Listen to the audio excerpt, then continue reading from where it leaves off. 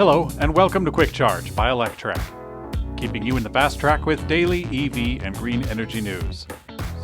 I'm Mikey G, and it's Tuesday, April 20th.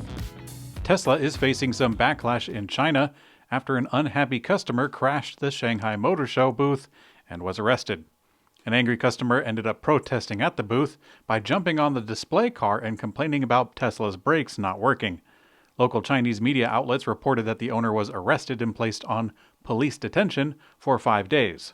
The nature of her complaint is unclear, but she apparently was involved in an accident with her Tesla and believes that the brakes were not working properly. This is the second controversy in a matter of weeks over Tesla in China. Just last month, Tesla was under the magnifying glass on account of their full self-driving feature recording the area around cars, and the Chinese military banned Teslas from being parked in military housing complexes and bases. Elon Musk claims that the Tesla Model S involved in a fatal crash with no one in the driver's seat was actually not on autopilot, but the situation is extremely strange. Recently reported, a Tesla Model S missed a turn, hit a tree, and caught on fire, leaving 2 people inside dead. The strange thing is that the police said that they don't think anyone was in the driver's seat, as someone was found in the front passenger seat and another in the back. Furthermore, a family member of the Tesla owner said that he jumped in the back seat when starting to drive. The local media presented the accident as being an autonomous vehicle crash, but Tesla doesn't have any autonomous vehicle on the road right now, only driver assist features. And CEO Elon Musk said that Tesla has obtained data logs from the vehicle and claims that the vehicle wasn't even on autopilot in the first place. The area of the crash was a residential area where autopilot and full self-driving isn't meant to be used. How, and more perplexing, of why this happened will undoubtedly be the subject of future stories. Toyota says that it is re-evaluating its anti-climate lobbying practices as it promotes carbon neutrality goals after receiving pressure from investors. Toyota was famously one of the few automakers who sided with the Trump administration in their legal fight against California trying to impose their own strict emission standards. Now Toyota is feeling some pressure to change this strategy from large funds, which are investors in the company.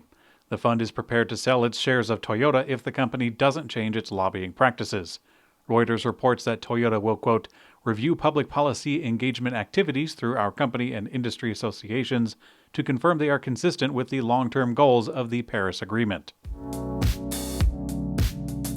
Mercedes-Benz is teasing the EQT, an electric minivan to be unveiled by American pro skateboarder Tony Hawk next month. It will only be a concept vehicle, but the automaker notes that it will be a near-production concept. They didn't reveal a whole lot outside of the teaser image, but they did include some fluffy wording that sounds kind of odd to me.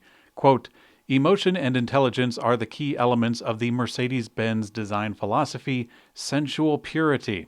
Using this bipolarity, the concept EQT creates a new holistic design in the small van segment. I'm actually personally looking forward to Tony Hawk's Pro minivan. Volkswagen has now unveiled its third ID production electric vehicle based on the MEB platform.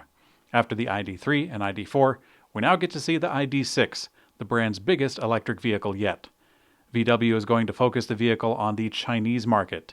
Ralph Brandstatter, CEO of the Volkswagen brand, commented on the unveiling saying, quote, with the new ID6, we are laying the foundation for at least 50% of our cars sold in China being electric by 2030. Volkswagen has actually released the specs for the Chinese version of the SUV, which is going to be offered with 2 battery pack sizes, 58 and 73 kilowatt hours, which they say will get up to 270 or 365 miles of range, respectively. Those are the same battery packs found in the ID4, and therefore we can expect a shorter range from the bigger form factor. Lordstown Motors recently entered its electric endurance pickup truck in the Score San Felipe 250 race, only to have to drop out after the first stage. Although the endurance truck and its components withstood the elements, the Lordstown team admits that the pre-race estimates for energy consumption were wrong, and the EV prototype would likely not make it through Stage 2. The San Felipe 250 is considered a grueling and punishing race course for all types of vehicles. Lordstown Motors hopes to prove its electric endurance pickup was not only safe and efficient, but also tough on any terrain. The scale of the difficulty became apparent for Lordstown Motors after the first 40 miles. Although they ended the race for the day, the automaker continued off-road testing for an additional 10 miles to gather as much data as possible. When life gives you lemons. SES has recently announced that it has completed a Series D funding round of $139 million led by General Motors. SES is known for its development and manufacturing of next-generation lithium metal rechargeable batteries, particularly for electric vehicles.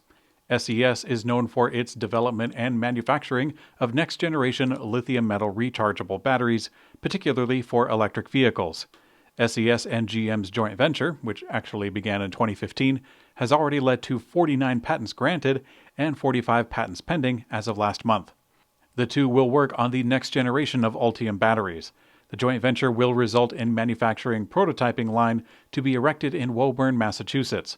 Both sides are aiming for it to lead to a high-capacity pre-production battery by the year 2023. And in Electrek's Green Energy Brief, the International Energy Agency has released its annual Global Energy Review.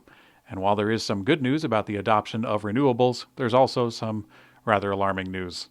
Renewable electricity generation in 2021 is expected to expand by more than 8%, the fastest year-on-year growth since the 1970s. Renewables are set to provide 30% of electricity generation worldwide in 2021. The bad news is that coal use may be rapidly declining in Europe and US, but that's certainly not the case in China. Global coal demand declined 4% in 2020 due to the pandemic, but the agency expects coal use to rebound strongly in 2021. Thanks for watching Quick Charge by Electrek. We also have an audio version on your favorite podcast player. I'm Mikey G, and I hope you have a great day.